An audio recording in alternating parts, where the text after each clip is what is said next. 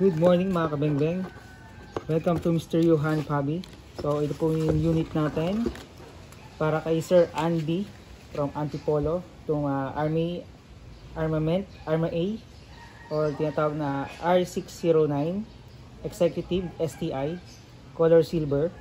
Yan po, high kappa. GBB pistol, toy only. So powered by green gas, semi-auto and full auto, semi-auto function, adjustable hop up.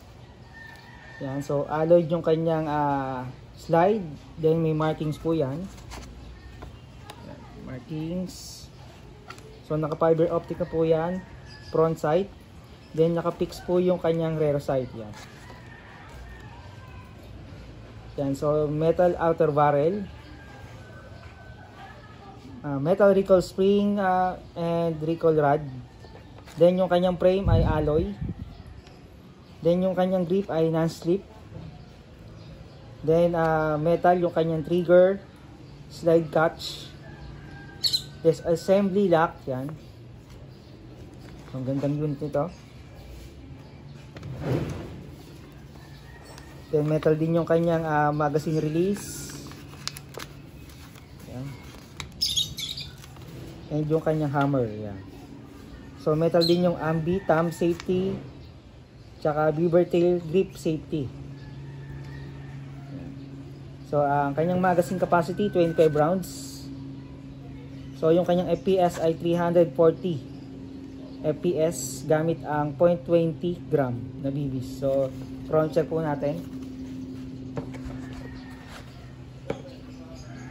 So pasok yung magazine, clicking sounds, kasa, release.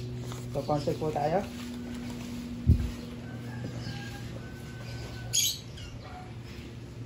Check.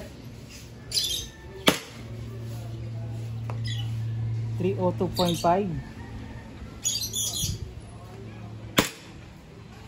318.9,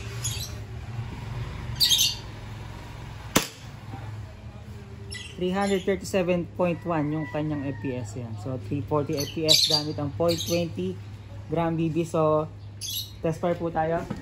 Yun po yung kanyang Texas target.